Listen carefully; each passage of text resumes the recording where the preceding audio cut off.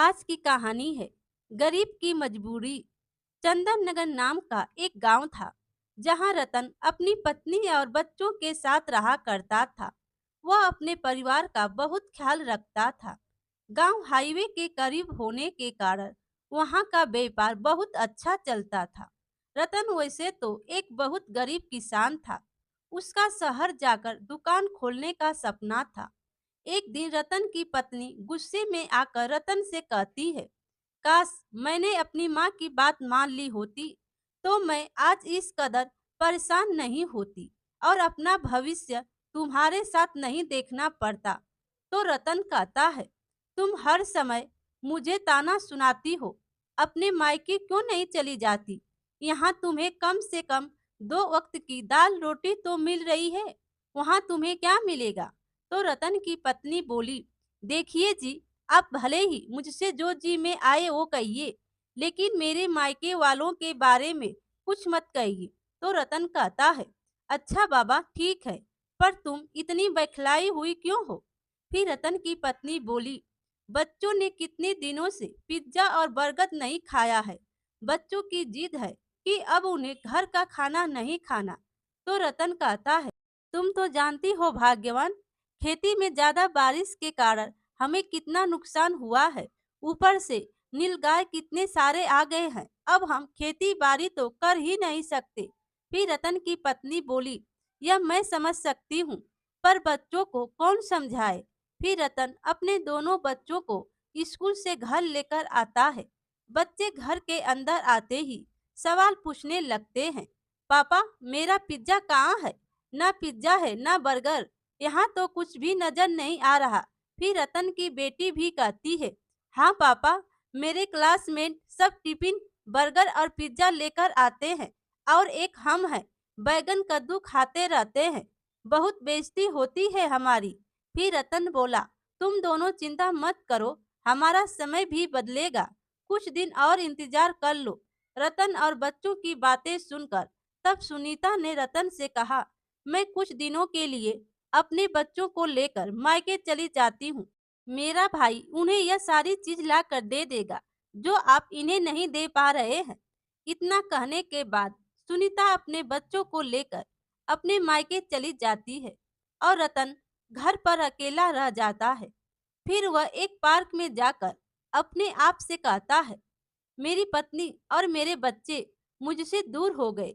हे भगवान, अब और कैसे दिन देखूंगा मैं? मुझे ही कुछ करना होगा। रतन को रोता देख वहां के गांव के बहुत बड़े जमींदार उमा शंकर सिंह आ गए और रतन से पूछने लगे, रतन क्या बात है भाई, क्यों गंगा जमुना बहा रहे हो? ऐसी कौन सी विपदा आ पड़ी? फिर रतन रोता हुआ कहता है, अरे जमींदार साहब, अब क्या बताऊं, खेती बारिश की वजह से खराब हो गई। पत्नी बच्चों को लेकर अपने मायके चली गई। मेरे पास अब परिवार कहने के लिए कुछ बचा ही नहीं है, ना परिवार साथ है, ना किस्मत। फिर जमींदार साहब कहते हैं, जैसा कि मैं तुम्हें देख पा रहा हूँ, बात पैसे की समझ आ रही है कि आर्थिक स्थिति तुम्हारी संकट में है। फिर रतन कहता है, बिल्कुल सही कहा आपने, मुझे शहर जाकर कोई व्यापार करना है, पर मेरे पास 1 रुपया नहीं है। तो जमींदार जी कहते हैं, तुम एक काम करो, तुम मुझसे कुछ पैसे ले लो, मैं तुम्हें पूरे 5,000 रुपये देता हूँ। उन पैसों को लेकर तुम शहर चले जाओ, जब तुम्हारे पास हो जाएंगे तब तुम मेरे पैसे लौटा देना। फिर रतन बोला, बड़ी मेहरबानी होगी साहब, इतना मेरे लिए किसी ने नहीं किया, मैं बिल्कुल तैयार हूँ, मैं आपके पैसे ब्याज सहित लौटा दूंगा। रतन जमींदार से पैसे ले लेता है और शहर चला जाता है और शहर में दर बदर भटकने के बाद उसे एक आटा चक्की में नौकरी मिल जाती है।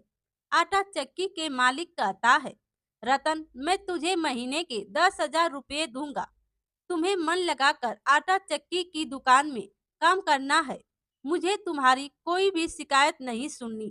फिर रतन बोला, जैसा आप कहें, मैं बिल्कुल वैसा ही करूंगा, मैं आपको शिकायत का कोई मौका नहीं दूंगा। रतन कुछ दिन उस आटा चक्की में काम करता है। एक दिन हिसाब के हेर फेर की वजह से उसका उस आटा चक्की के मालिक के साथ झगड़ा हो जाता है। फिर आटा चक्की का मालिक कहता है, मैंने तुम्हें कितना ईमानदार समझा था, लेकिन तुम तो चोर निकले। मुझे तुमसे यह उम्मीद नहीं थी। निकल जाओ मेरी दुकान से और इस बाजार में कभी नजर मत आना। तुम्हें यहाँ अब कोई भी काम नहीं देने वाला। फिर रतन दुखी होते हुए कहता है, मैंने आपके यहाँ कोई भी चोरी नहीं की। आप मुझ पर ऐसा झूठा इल्जाम मत लगाइए। और हाँ, मुझे भी आपके यहाँ कोई काम नहीं करना। मुझे मेरे 2 महीने की तनख्वाह दे दीजिए। बस रतन अपने मालिक से पैसे लेकर सामने वाले पिज्जा की दुकान पर बैठ जाता है। फिर पिज्जा की दुकान का मालिक कहता है, आओ आओ, गर्मा गर्म पिज्जा खाओ। और कहता है, यार मैं अकेला कितना काम करूं, मुझे कुछ समझ नहीं आ रहा। कोई एक बंदा मिल जाए तो मैं उसके ऊपर अपनी जिम्मेदारी सौंप दूं। दिनेश की बात सुनकर रतन उसके पास चला गया और कहने लगा, भाई साहब, क्या मैं आपकी दुकान में काम कर सकता हूँ? मुझे भी पिज्जा बनाना सिखा दीजिए। मैं लोगों के जूठे बर्तन धोने के लिए भी तैयार हूँ। फिर दिनेश मन में सोचता है, लगता है यह मजबूर है, इसकी मजबूरी का मैं बखूबी फायदा उठाऊंगा। फिर दिनेश बोला, हाँ हाँ, क्यों नहीं, तुम मेरी दुकान में काम कर सकते हो, लेकिन एक ही शर्त पर। मैं तुम्हें तनख्वाह 5,000 ही दूंगा और काम पूरे दिन कराऊंगा। तो रतन कहता है, मुझे यह शर्त मंजूर है, मैं जरूर काम करूंगा। इतना कहकर रतन उस दुकान में काम करने लगा। धीरे धीरे 1 महीने बीत चुके थे। रतन अब पिज्जा बनाना बखूबी भी जान चुका था। थोड़े से पैसे जमा करके रतन अब अपनी पत्नी और अपने बच्चे से मिलने अपने ससुराल जा पहुंचा, जहां वह देखता है कि उसके बच्चे जूते सिलने और उन्हें पॉलिश करने का काम कर रहे हैं और उनकी पत्नी सुनीता लोगों के घरों में जूठे बर्तन मांजने का काम कर रही है। उसने देखा कि उसके बच्चे आवाज लगा रहे हैं, आओ साहब, जूते पॉलिश करवा लो, सिर्फ 10 रुपये में, ज्यादा नहीं, सिर्फ 10 रुपये में, आ जाओ आ जाओ।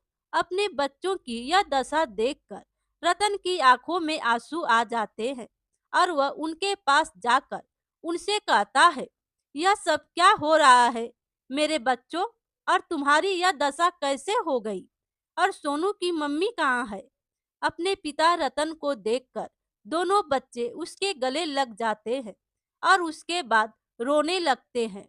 रतन को देख सुनीता भी बड़ी खुश हुई और रतन से कहने लगी, मुझे माफ कर दीजिएगा जी, मेरी छोटी सी गलती की वजह से बहुत बड़ा बखेड़ा खड़ा हो गया। मैं यहाँ पर अपने भाई और उसकी पत्नी के ताने सुनती हूँ। बस अब बहुत हुआ, चलिए अब अपने घर चलिए। फिर रतन कहता है, नहीं नहीं, मैं कहीं नहीं जाने वाला, मुझे तुम्हारे भाई से मिलना है। आखिर आखिर कैसे हुआ मेरे बच्चों से जूते पॉलिश करवा सकता है? रतन सुनीता के बड़े भाई यानी अपने बड़े साले से जाकर मिलता है और उसे गुस्से में कहता है, तुम्हारी इतनी हिम्मत कि तुमने मेरे बच्चों से काम करवाया और मेरी पत्नी से भी। फिर रतन का बड़ा साला बोला, अब मैं क्या करूं? मेरे पास तो इतने पैसे है नहीं कि मैं इन्हें हर रोज इनके मन का खाना खिला सकूं, और इतना ही है तो इन्हें लेकर यहाँ से चले जाओ। फिर रतन गुस्से में, मैं अपनी पत्नी और बच्चों को लेकर यहाँ से जा रहा हूँ। रतन अपने बच्चों और पत्नी के साथ अपने गांव चला आता है और देखता है कि उमा शंकर सिंह ने उसके घर पर और खेतों पर कब्जा कर रखा है। जमींदार रतन से कहता है, अरे आओ रतन आओ, मेरे ब्याज के पैसे मुझे दे देना और अपना खेत और घर छुड़वा लेना। पर 5,000 रुपए के लिए आपने मेरा घर और खेत कैसे ले लिया? 5,000 नहीं, मैंने तुम्हें पूरे 50,000 रुपये दिए थे और अब उसका ब्याज और सूद मिलाकर तुम्हें मुझे पूरे 5 लाख रुपये देने हैं। पैसे दो और अपना जमीन और अपना घर ले जाओ।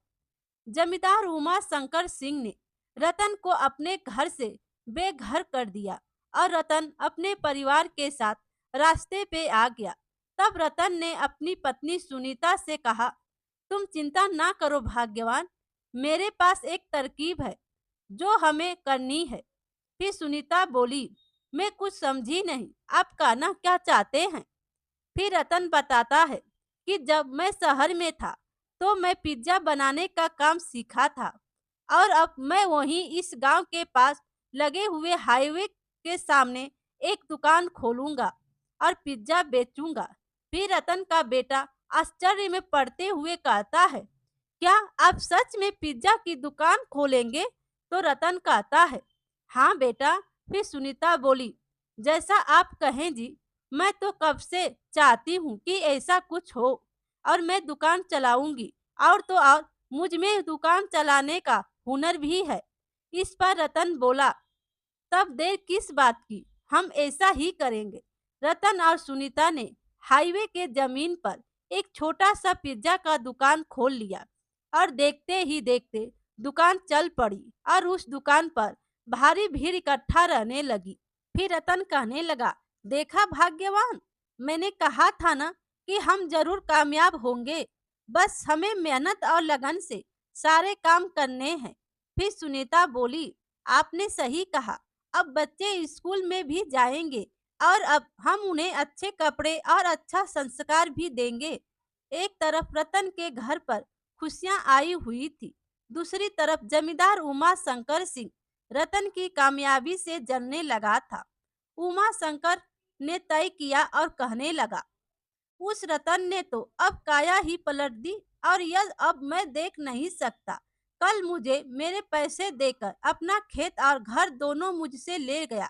फिर जमींदार का आदमी कहता है, मालिक आप भी खामोखा चिंता कर रहे हैं, हमें बस उसकी दुकान तोड़नी ही तो है।